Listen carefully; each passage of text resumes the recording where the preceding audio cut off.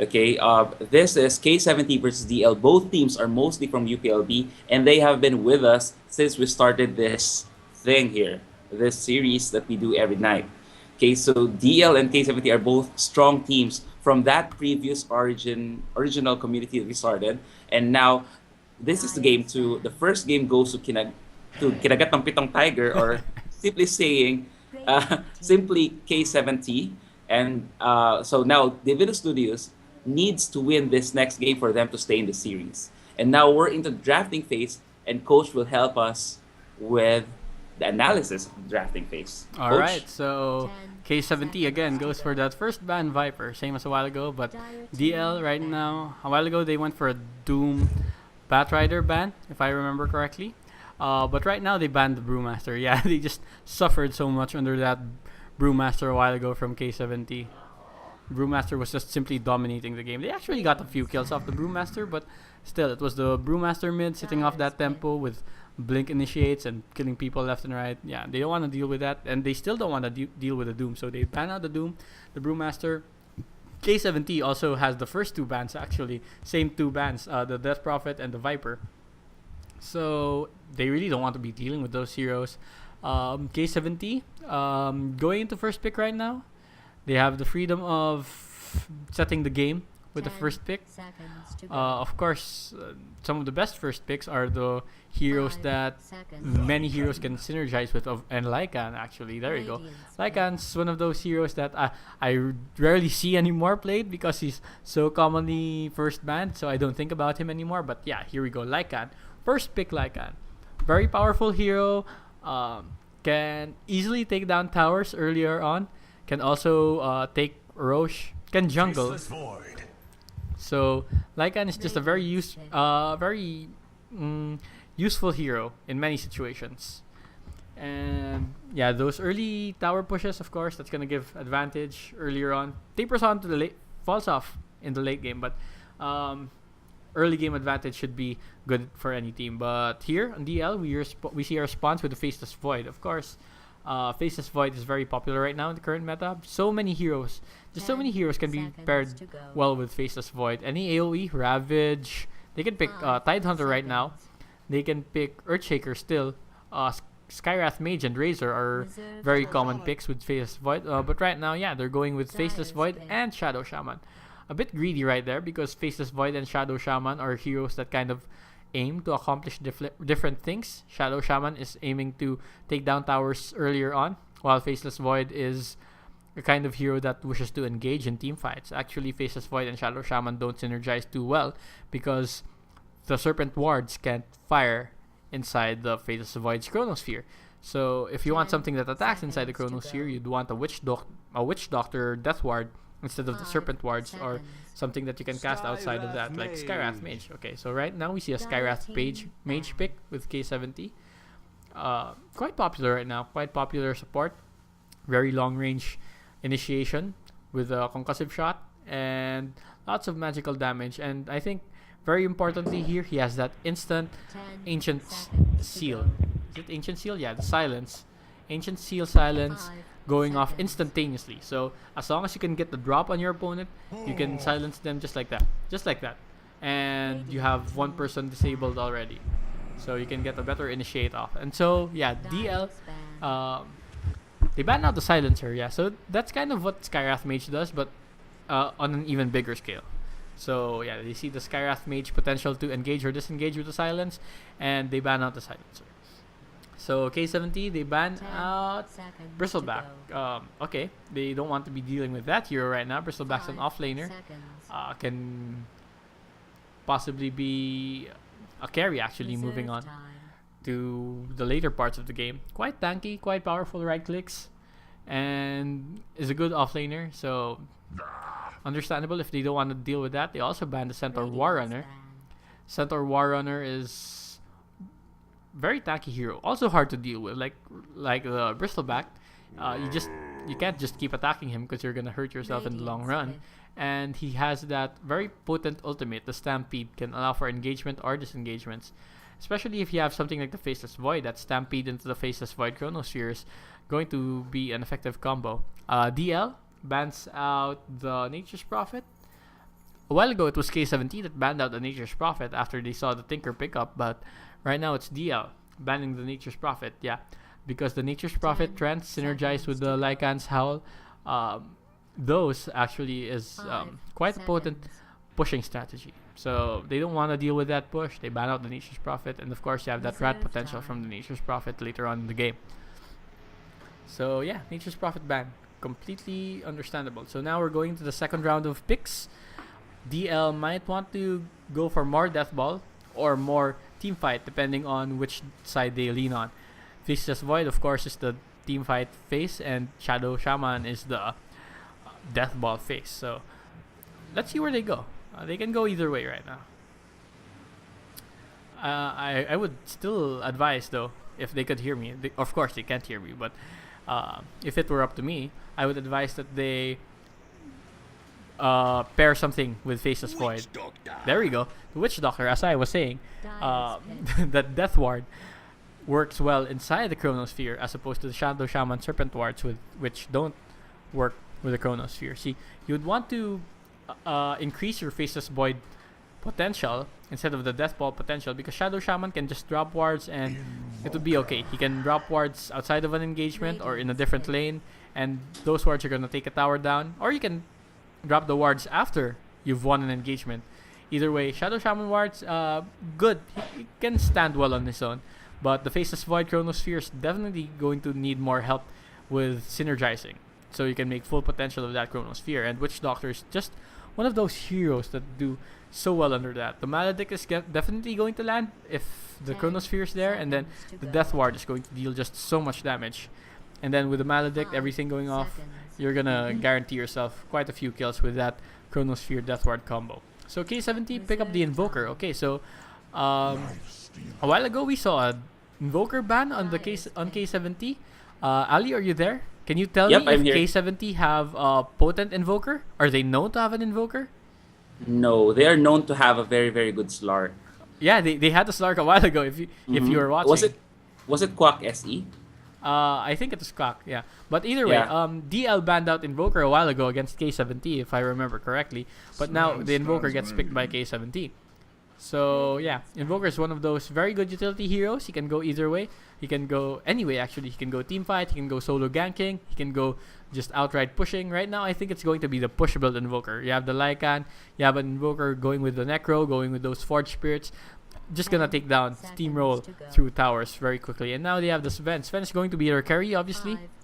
Or they might go with the ganking Sven. A while ago, K7T went with the ganking Wraith King. They really didn't fail with that. That paid off, actually. So the Sven can be a ganking Sven, which can also transition into a late game carry. Lycan can't carry too well in the late game, but Sven can. Sven can definitely scale well. So right now, DL picks up the Lifestealer. Okay, so this is an odd pick. Lifestealer doesn't really synergize well with the Faceless Void. Faceless Void is already a carry. Why would you pick another carry on top of that? Especially if you're going against a Sven. Sven is actually one of those heroes that Lifestealer doesn't want to take on head on. Because, Sven, God Strength, crits. It's just gonna melt anything in his face.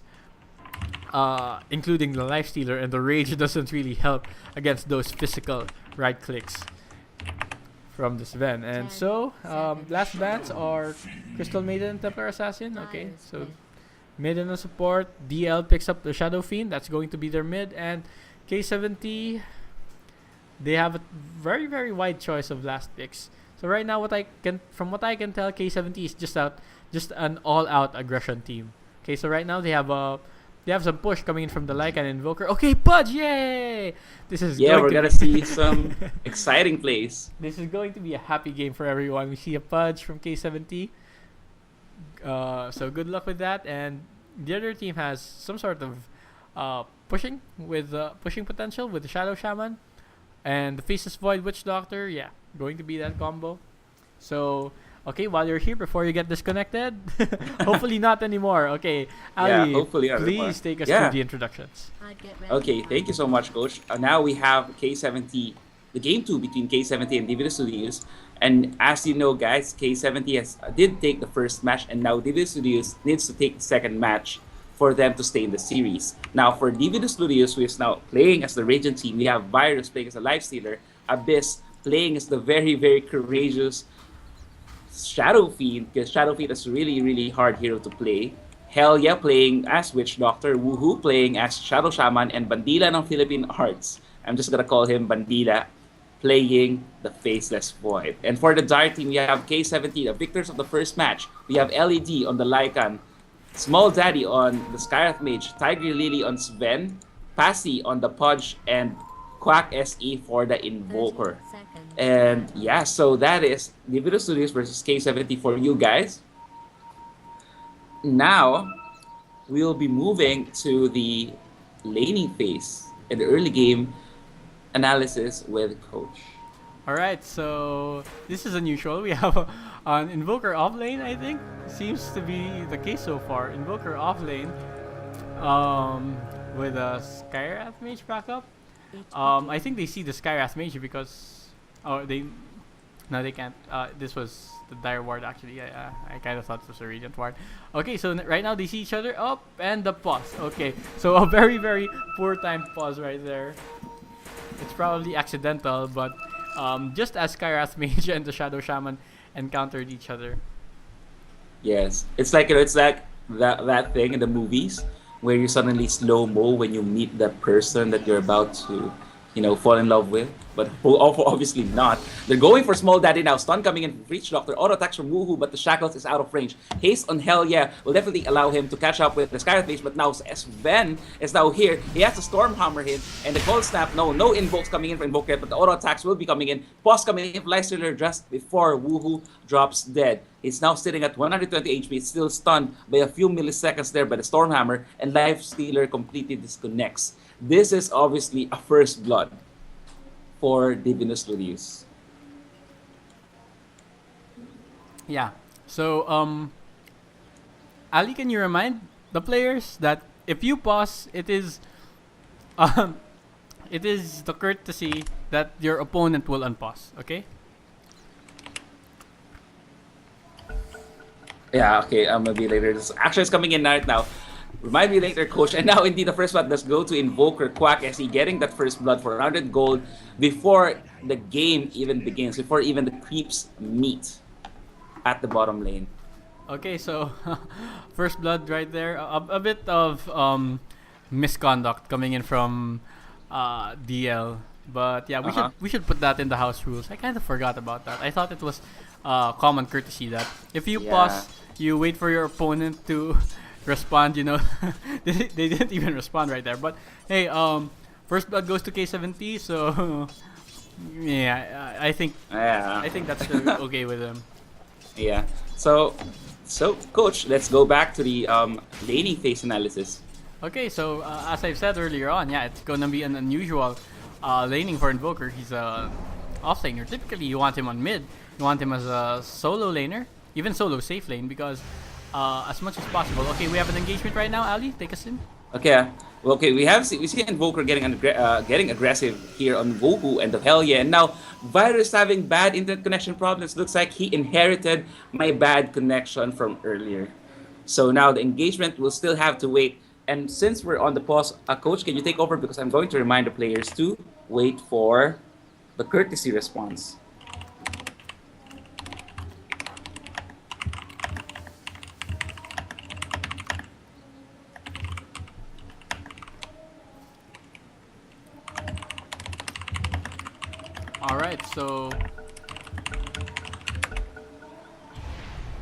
Alright, so now I believe that was another failing. It was supposed to be a very action-packed engagement, but since the pause was called, both teams decided to disengage because both of teams are out of position. Okay, so yeah, this Invoker, you really want him to be on a solo lane, preferably solo mid. If not, you put him in the solo safe lane, because Invoker needs those experience points early on and quickly, because Invoker is very much a level dependent hero. All of his skills require those points in his orbs. So if you're going to divide his EXP by 2 by giving him a laning partner, that's not really going to be too effective for the Invoker. But yeah, the Skyrath Mage is there to prevent the Invoker from dying, so I guess that's kind of reasonable, but still not really too optimal. On the top, however, we see the Lycan on the safe lane, he doesn't really need to be on the safe lane because Lycan can actually jungle effectively. So this is kind of odd actually, and the Pudge is doing pulls. So this is odd either way. Pudge can also should also be um, would preferably be in the middle, so he'd be in a position to gank once he gets that early level 6. But so we have Lycan and Pudge on the safe lane, and an off lane Invoker with a Skywrath Mage, and the Sven mid. Okay, so this is the most unusual of all, because Sven is not really a mid hero. I think it's been it's been the last time I saw Sven go mid was Dota 1. And that's also the same time that I saw a Lich with an Eye of Skadi. Okay. Yeah. So this is just old school gameplay coming from K7T. Or maybe just an unusual gameplay. So yeah, Oh, perhaps. the Faceless Yeah, yeah. Void is off lane, of course. Off lane Faceless Void is quite popular right now because Faceless Void is quite tanky in his own right. He has a lot of base damage right now. If you see 76, very high base damage actually. And with that poor man's shield is quite tanky, but you know, an offlane Faceless Void usually has a backtrack. Yeah, he has 1 point in it right now, but usually you skip the time lock, the bash, and go for more points in the backtrack, because in a solo offlane, no one's gonna protect you, and you're gonna rely on the natural tankiness of your hero with a shield, poor man's shield, and more levels in backtrack to prevent your to keep yourself alive. The time walk is gonna help, yeah, but you still want more points in the backtrack. No need for the time lock, since you're probably not gonna get. Probably not gonna be offensive either way. So, Pudge has haste. Yeah. Um, Yeah. Okay. And I the think they building. I see think they're this. trying to. Yeah, they're trying to go for the Shadow Fiend, but no, the wards for the Radiant team is up. So Punch is actually very bold right there, diving near the second tower, looking for the Shadow Fiend, but not gonna find it. The courier now is delivering something to the Shadow Fiend. I think it was either the boots or the bottle. But now 3 heroes are now converging at the Radiant jungle. They're looking for the Shadow Fiend. They will not find him.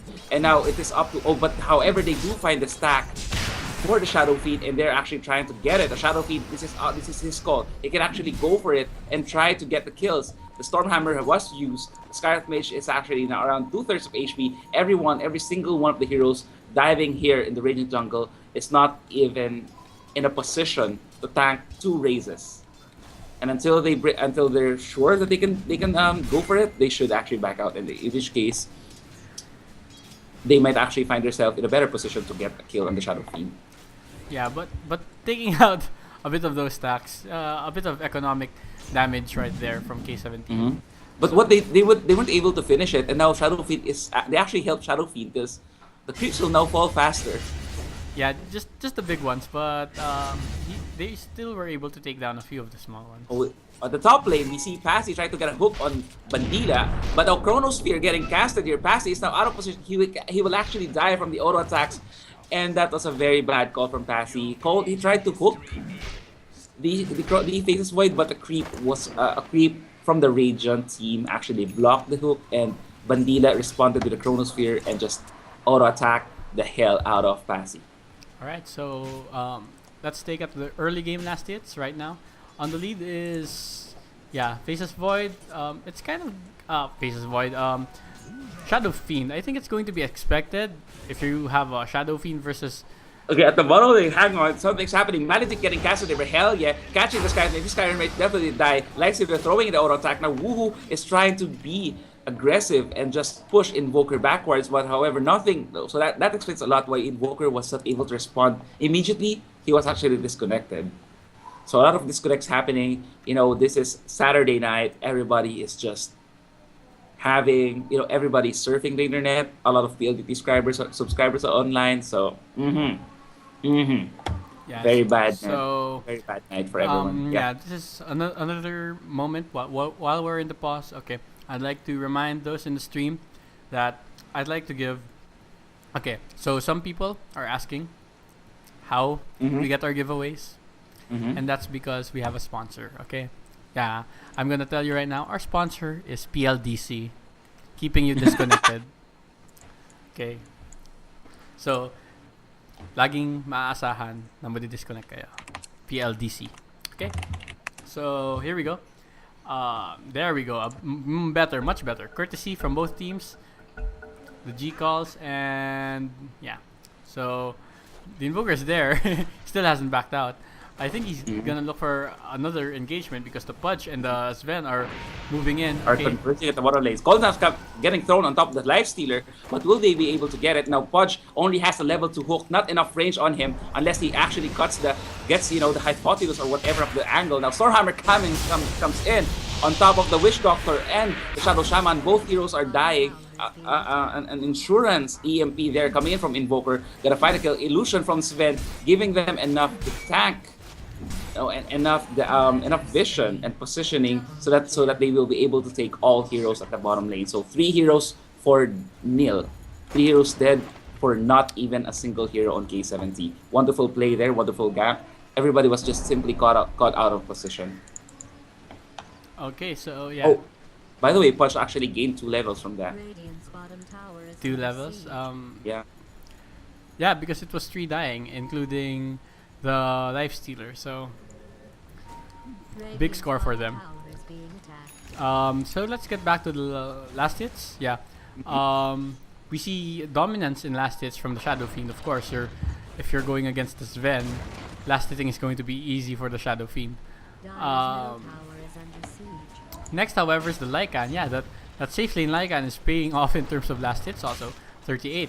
Even catching up to the Shadow Fiend. Yeah, they're practically equal to the Shadow Fiend. So this is good for the Lycan because the Lycan can go online much faster than a Shadow Fiend can.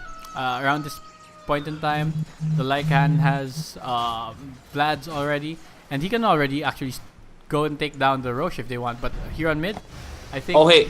At the middle lane and at the bottom lane, actions coming in. At the middle lane first, we see the Shadow Fiend actually getting attacked by the Sven. Sven is going in. The Skyeth Mage throws in an Insurance Arcane Bolt, and Shadow Fiend goes down. At the bottom lane, we see Huhu shackling QSE there, and now they actually disengage. I think at the bottom lane, they were able to take out Witch Doctor, and Lifestealer and Shadow Shaman wanted to get a revenge kill, but no, they disengaged because they were just out of mana, they were out of fuel, and they were out of position. Okay, so a while ago, the score was 2-4. Who else died on bot lane? Oh, it was the Witch Doctor. Okay, the Witch Doctor died on the bot lane while I was looking at the Shadow Fiend. Okay. Right now, everyone's converging on the bot. Yeah, we see the Regeneration Rune getting picked up by this event. And also, Coach, if you look at the Shadow Fiend, he has a Shadow Amulet. So no Blink Daggers. Yeah, he's going for the Shadow Blade. I don't think you should... If you want a Shadow Blade, I don't think you should show that you already have a Shadow Amulet. Because that gives your enemy time to anticipate. Heads up. Yeah, they know that they're going for a Shadow Blade. But if you should just keep that until you have the completed Shadow Blade, so you have that element of surprise going your way. But oh well. Okay, now at the bottom lane, we see 3 heroes converging with a Skyeth Mage rotating from the middle lane with Passy and Quack SE. Now, Lifestealer Bind Q is really helpless right now. He is stealing at level 6, and 2 heroes are almost near her level, and 3 heroes are not enough for him. Rage getting casted here, but not enough, but just too early for to shield him from the EMP. Now, Passy is now coming in. He doesn't have the Dismember. Oh, now he has it. Tornado getting casted with Quack SE. Oh no! Hook coming in from Pudge, catching his teammate, putting him out of position, actually saving the enemy heroes. Save. Oh, that was a save? Wow, wonderful. No. They tried to save the Invoker. Tactical. Oh, wow. Wait, are you being sarcastic? He meant to do that. Oh, okay. Alright, anyway. No. Meanwhile, a lot of things are happening. K7T actually killed the Shadow Shaman. Killed the Shadow Shaman near the bottom lane. And now they go for the Witch Doctor near the Illusion Rune. Wow, very action-packed game. And this is what Divinus Ludius is really lacking. You know, the aggression. The level of aggression and the level of anticipation that aggression will indeed come from K7T. Because, you know, I was watching the game earlier, and I noticed that it seems that the way that DL plays, the kind of, you know, they're lacking on the aggression department. And now Passy is coming in. He actually dismembers Abyss. 2 TPs coming in. One from Bandila, the other from Wuwu. But the Chronosphere getting casted by Bandila catches 2 heroes. Too late. Shadow Fiend already dead. Passy is now actually has the rot on. Shackles on Wuwu, but he will die to the rot there. Now 3 heroes are on Maledict, but now they will still go for Helya, and Helya will die. Passy making sure that Helya has nowhere to go. Now 3 heroes are dead for Divinus Ludius, and K7T will definitely take the middle tower. So that's a 3-4 nothing and the tower. Mm-hmm. Even if the Chronos here is used, yeah. Coach, can you help me out? I'm trying to figure out if I'm correct, because it seems that, yeah, as you have mentioned earlier in the previous game, K7T is very aggressive, Yeah. and I don't know how Divinus Ludius should be responding, because whatever they should be doing, they aren't doing it yet. Okay, so of course, aggression is countered by whatever you see your opponent has. K7T right now has early game coming in from Lycan and Tupaj and all of their heroes actually. Decent early game. But look at your lineup. Your lineup has three solid cores. The Life Stealer, the Faceless Void, and the Shadow Fiend. All of those, if you can bring them to a game that's around 35 minutes, they're going to be able to wipe the floor with the enemies. Even if the Sven gets fed, if you have 3 carries on your side that are stronger than your opponents, then you're gonna win that late game. Of course, it's just a matter of numbers. If you have more cores than the opponent, then you go for the late game. So yeah, that's what DL should be doing right now. With considering the picks, considering their lineups, they should have gone for a bit more safe kind of gameplay. Whenever they smell something happening, whenever they see an engagement, they should back off. So right now, yeah, here's the engagement coming in. Okay, at the middle lane, we see Lycan actually just picking off Shadow Shaman. Oh, it was actually Invoker helping out. Stun coming in, Stormhammer from Tiger Lily. Lifestealer is inside Witch Doctor, and now they will actually go back. The top tower is still Shadow Fiend and Bandila taking out the first tower at the top lane. So that's gonna give them a little bit of gold boost. Meanwhile, at the middle lane, K7T will definitely be taking this tower with a 5-man push. I don't know if they will continue with the tier 3, but it seems that they are rotating to the bottom lane. Yeah, they might want to take this tower out already. Because safe lane first towers are actually some of the best towers to take out. Because the difference between a tier 2 and a tier 1 safe lane is kind of enormous. It's so far, it's a couple of thousand units. Yeah, so that's a long walk. Large distance you can cut off if you take down the tier 1 safe lane. For both sides, for Radiant and Dire. So yeah, let's take a look here at the 14-minute mark, close to 15-minute mark at the net worth. Top is Lycan, followed by Sven, followed by the Invoker. And then the next highest and highest for DL is the Shadow Fiend at 5,200, 5,300. And the Faceless Void has only 4,000 gold. So a bit sad. He's the hero that you want the most farm on, and yet he has mediocre farm in this game with only 5th highest. And difference in gold earned, it's around 8,000 in favor of K7T, and EXP 7,500. So yeah, a large downhill slope for going for K7T right now. Okay, I'm at the middle lane. Abyss is actually getting very, very aggressive and taking. He's actually determined to take this tower. Quack SC is there to defend, throwing the EMP and the cold snap, and now he will be actually able to defend to deny the tower, and Abyss will go home disappointed, just like most men are. Anyway, now at the bottom lane, 4 heroes from the Dire team now pressing on. Scarlet Mage rotating to the middle lane. I think it's trying to help out Invoker. They're trying to go for the Shadow Fiend there. They have Observers. Oh, meanwhile, the one on Lycan actually picks off. The Witch Doctor disconnects at a very, very important moment. Courtesy pause there coming in from Quack SE. This is a very, very bad game from DL. And now, Shadow Fiend is actually right in front of Skyrath Mage. Skyrath Mage has all skills on cooldown. He has the Concussive Shot, he has Arcane Bolt, he has the Mystic Flare, he has the Arcane Seal. This Shadow Fiend is so out of position. But what Skyrath Mage does not have, however, is a Sentry Ward. So, they might actually walk out from this. Shadow Fiend has a Shadow Blade. So this is one of those moments that you'd be kind of thankful that you went with the Shadow Blade instead of the Blink. Yeah.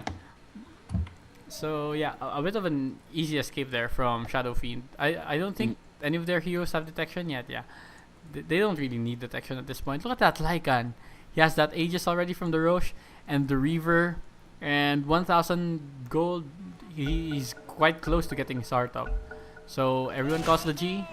Game is unpausing, and here we go. There's the Shadow Fiend. Oh, Shadow Fiend, why did you not Shadow Blade? What the hell happened? The Shadow Blade is on cooldown, but however, he's revealed for some reason, and now he gets hooked. A wonderful hook coming here from Passy, ensuring that the Shadow Fiend will fall. And now Face's Void is out of position. He has the Lycan and the Pudge, and the Scarlet Mage behind him. He's getting chased by the Lycan, but he will escape. The Wolves are after him. The Wolves are on his ass, but well, they will disengage. They're going to focus on the tier 2 bottom tower. We have Sven here, just farming the hell out of everything. Are we seeing an item coming in from the courier? Yes, it seems to be a 4-staff and a blade mail, all for this Fudge. So Passy there in a wonderful farm, wonderful position. Hook coming in from Passy, catches Helya once again. Helya falls the second time around within the first few minutes. Now TP coming on, Chronosphere getting casted, catches I don't think around one hero, but he was a 4-step or something.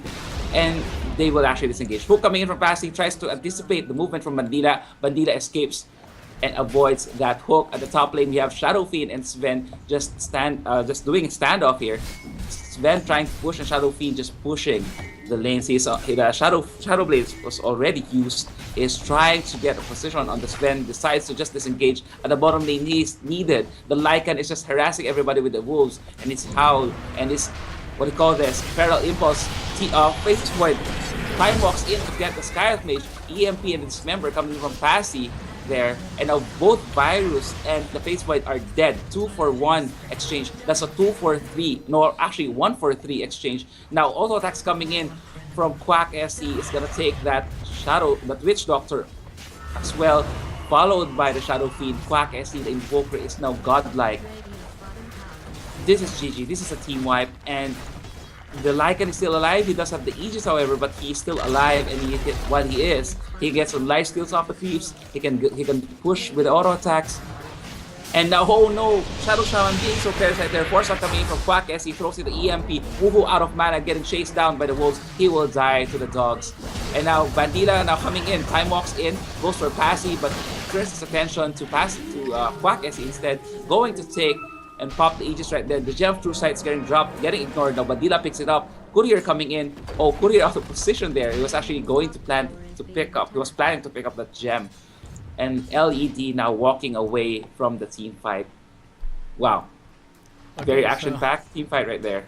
I think Sven should have gone for the tower, for the top tower. Everything was happening on bot and no one was defending the top, and Sven was actually on the top. So if he actually, and I think he just got the DD rune right now, but if he went for the God Strength earlier on, he probably could have taken at least a tower on top. But yeah, probably don't need that too urgently. They're winning anyway. Let's see the gold graph.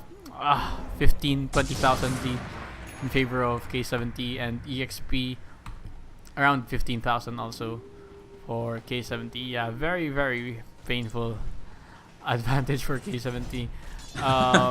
And it's too painful to watch, I know. I don't, oh no, this is what I always talk about. My Which favorite. Can you take a look at Woohoo? Woohoo? Yeah. Take a Who look is at he? Woohoo. The Shadow Shaman? Yes. Oh my god! This is what I'm always talking about, right? This is what happened. This has been a problem. Oh, they actually used Dust of Appearance for the Wolves. What? Anyway, coach, please do the honors and explain what are you always talking about regarding Shadow Always with the Shamans. Shadow Shaman.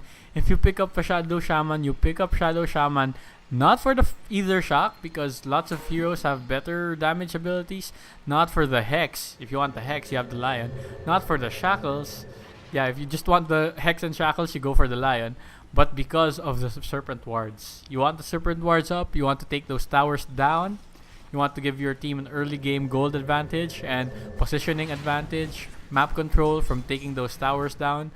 So you want that early level 6 on the Shadow Shaman, and you want to take those towers down early. But look right now there are 7 towers down for DL and only 2 towers down from K7T, and those towers, one has been denied. The mid one has been denied, so they only really took 1 tower for gold.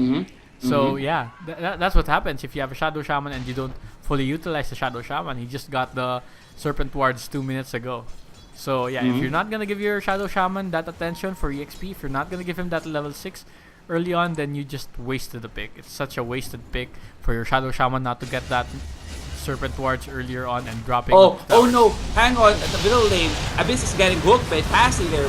Virus pops out from the Shadow Fiend from the Infest. This member coming in from Passy, knocking Virus down. He gets silenced. Chronosphere coming in from Bandila. Goes for Quack as he Quack as he falls. Passy falls as well.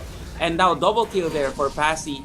And Faceless Void still alive. Sven on God Strength pops a BKB, throws 3 hits, attacks the Witch Doctor with just 3 hits before he dies, and now Shadow Shaman follows suit. Only the Faceless Void is alive, and that engagement only required 4 heroes from K7T and a howl from the Lycan. So yeah. Anyway, going back to what Coach was saying, it is true. If you want to go for Shadow Shaman, you have to remember that he is a very level dependent hero. So you need to give him the experience.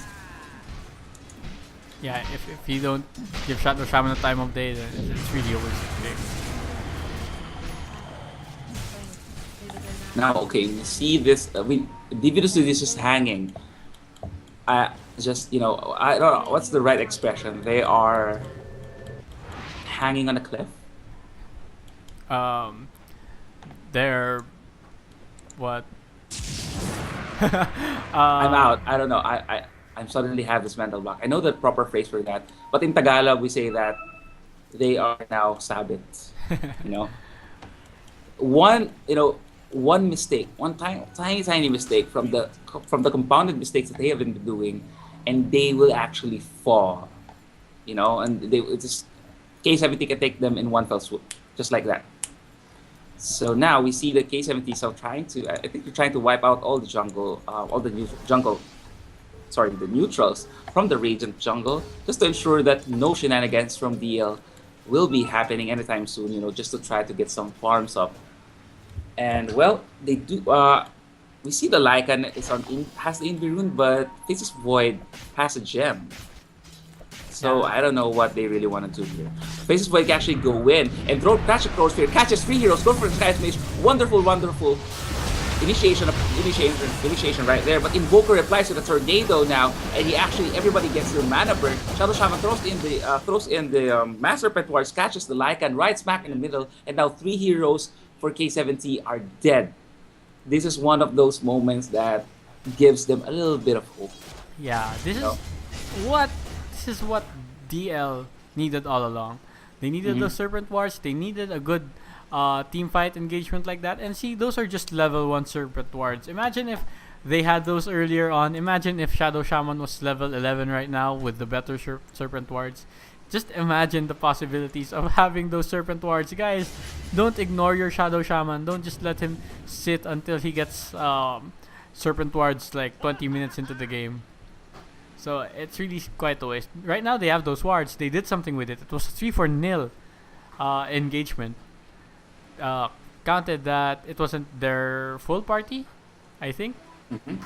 I think it was only 4 guys there, but still, yeah. Sven was out. Oh no, actually standing Abyss, getting spotted there by Sven, but no, Sven actually just ignores him. I think he just scared him away with a Mask of Madness. The Shadow Blade anyway just cloaks the Shadow Fiend out of vision, out of sight. So yeah, almost an engagement, but not really.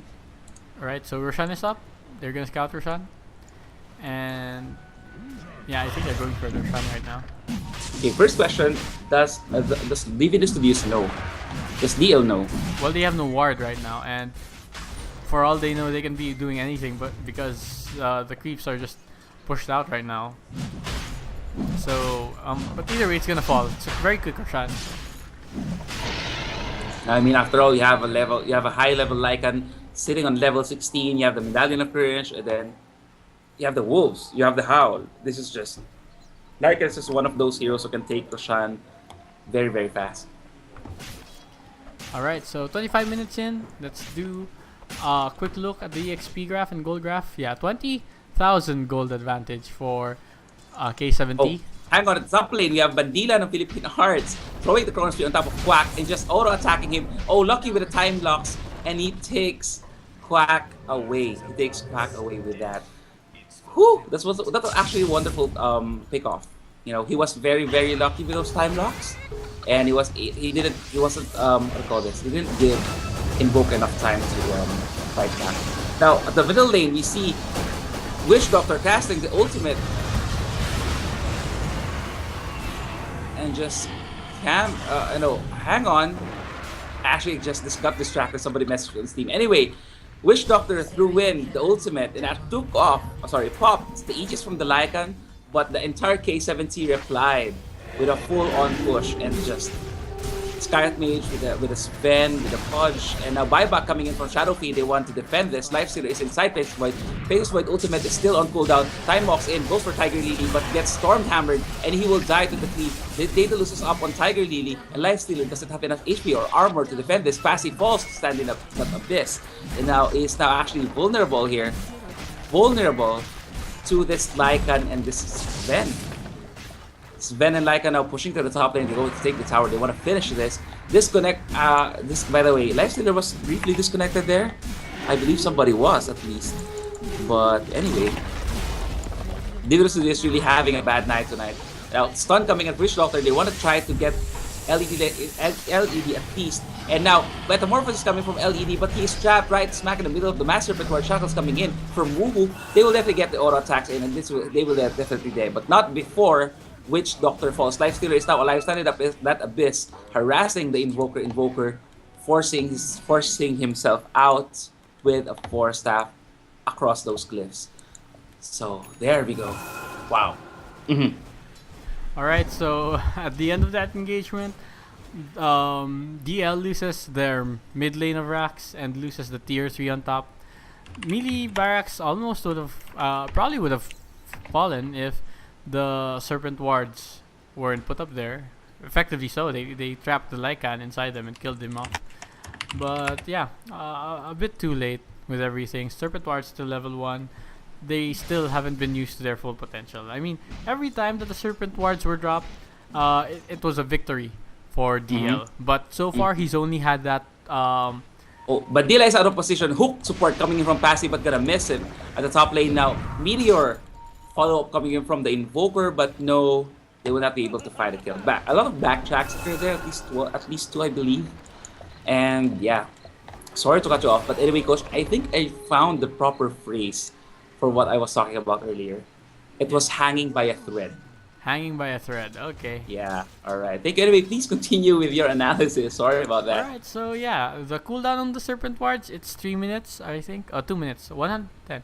But yeah, divide 20 minutes by 2, or let's say you reach. That's 10. Yeah, let's say you reach Serpent Wards at 10 minutes into the game. Okay, 10 minutes into the game, not bad for a support. Level 6, 10 minutes, not bad. Okay, so that means in 20 minutes you could have casted your Serpent Wards 5 times, right? So that's 5 times, 5 team fights won, or 5 towers taken down. Sounds good, right? Sounds good. Sounds good. And you would have had that in 20 minutes if you gave some attention to your Shadow Shaman and gave him that level 6. But yeah, when did Shadow Shaman get his level 6 up? At around 20 minutes. It took him 20 minutes to get those wards up. And right now he's only used them twice, I think, or maybe 3 times. But yeah, whenever he used those wards, it was effective. But I think it's too little too late at this point. Maybe it's just something they have to pay with, a lesson they learn with the price. Yeah, there'll always be a next game, if ever. But no, it's not that GG. I mean, we have the Mjolnir up on Mjolnir. Sorry about that. Up on the Mandila, and well, this can actually give him additional damage and attack speed, but he doesn't have the HP.